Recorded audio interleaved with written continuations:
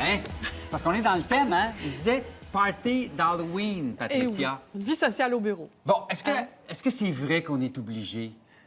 En quelque sorte. Parce que si tu dis non à une invitation du bureau, tu passes pour le gars qui veut pas ou la fille qui veut pas, qui fait pas partie de la game, puis peut-être qu'à un moment donné, tu n'auras pas droit aux avancements.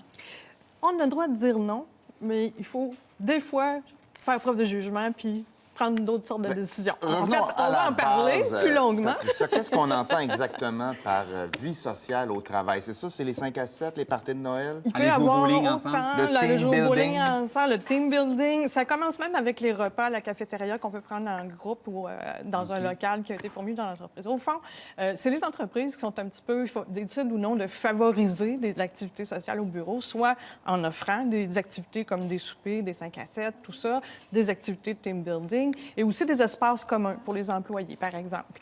Donc, c'est où ils vont favoriser aussi les initiatives des employés qui vont former des comités sociaux et qui vont organiser des activités et les planifier. Il y a des petites PME où il y a une table de billard, où il y a des fois des machines pour faire de l'exercice. Tu sais, à certains moments dans la journée, on peut aller faire ça. C'est ça. Et c'est parce que l'entreprise a décidé de favoriser ça et de permettre ça, parce qu'il y a des bénéfices aussi à le faire. Donc, des c'est bénéfices. ça, si les employeurs favorisent ce genre de vie sociale professionnelle, Oui, c'est en parce que général. c'est un aspect positif du travail. Exactement. Il y a des études qui le prouvent. Au fond, il y a des bénéfices puis je pense qu'on a un tableau pour en parler. On va aller voir Sylvie avec ma citrouille. En fait, c'est que, donc, tant pour les employés que pour les entreprises. Les employés, évidemment, on veut favoriser leur entraide, leur connaissance, une meilleure connaissance qu'ils ont entre eux. Donc, leur solidarité, évidemment. On y prend du plaisir et du plaisir à une belle ambiance de travail. Donc, c'est déjà intéressant. On relâche la pression aussi. Quand on s'amuse un peu, ça fait du bien. On est un peu plus détendu. Ça encourage aussi. Et Simon nous disait la semaine dernière que c'est une façon de combattre le stress. Exactement. D'avoir du fun un peu.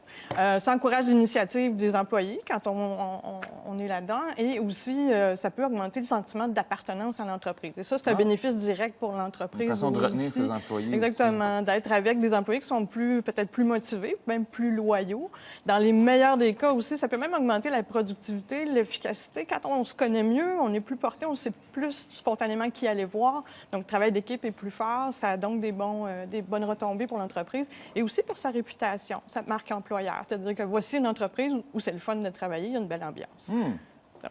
Donc, oui, c'est gagnant pour tout le monde. C'est gagnant pour tout le Il y en monde. a qui disaient donnez-leur du pain et des jeux, ils vont triper. C'est un peu ça aussi dans le monde du travail. Par contre, Patricia, c'est pas dans la nature de tout le monde de triper sur ce genre d'activité. Ça peut être pas nécessairement dans son tempérament. Et c'est là qu'on se pose la question, est-ce qu'on est obligé de participer aux activités sociales au travail? En fait, l'Institut de la recherche sur le bonheur dit qu'il y a 20 à peu près des Québécois qui ne participent pas aux activités sociales de leur entreprise. C'est 1 sur 5. C'est 1 sur 5. Ouais. En fait, malgré tous les bénéfices, il peut y avoir plein de raisons qui font qu'on ne peut pas ou qu'on ne veut pas.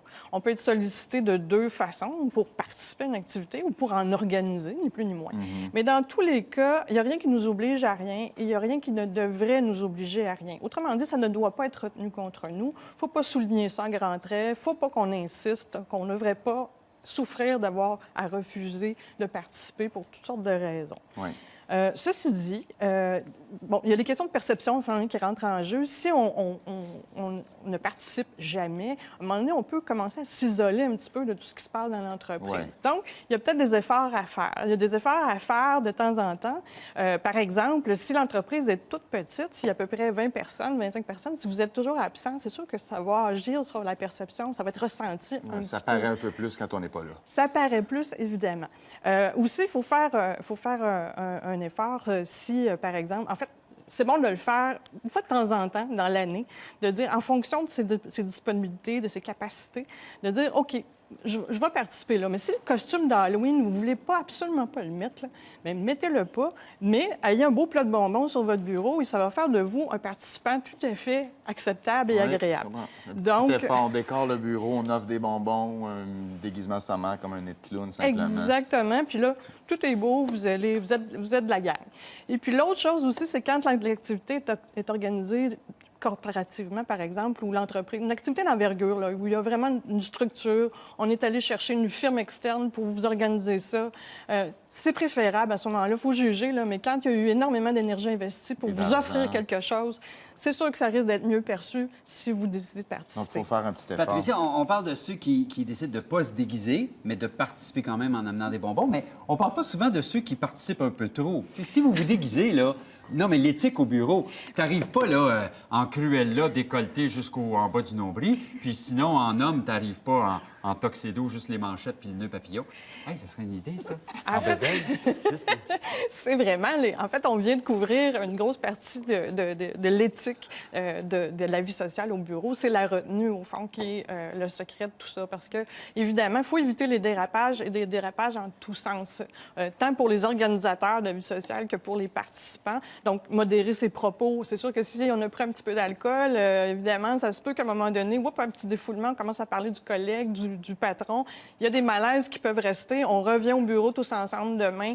Donc, toujours penser qu'on est quand même dans un contexte professionnel et qu'il faut donc mesurer ce qu'on fait. Même chose pour l'organisation des comités sociaux.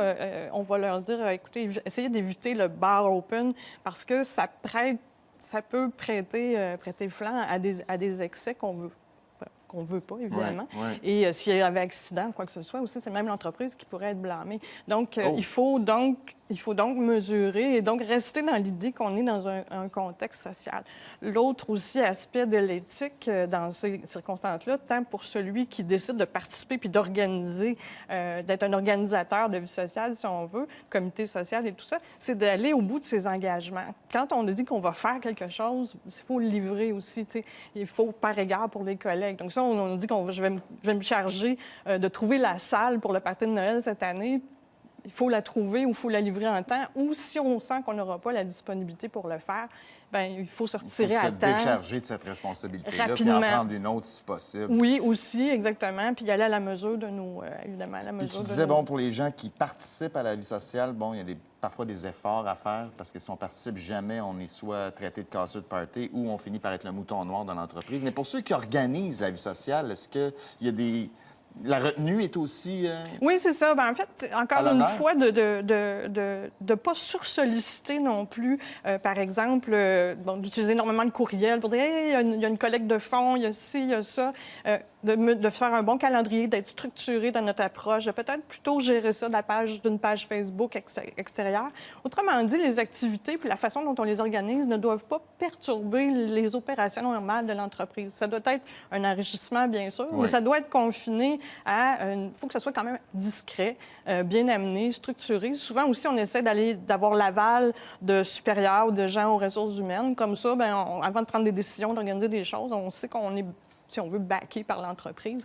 Et à ce moment-là, ça facilite les choses. Puis aussi, les employés, bien évidemment, à un moment donné, être sollicités constamment pour toutes sortes de causes ou d'événements, ça peut, pour certains, devenir agaçant. Il y en a qui aiment mieux séparer ça. Donc, c'est une question encore de retenue et de faire les choses avec mesure. Patricia, merci beaucoup. Merci. À la prochaine. Maintenant, je sais mieux comment gérer Marc-André dans nos parties.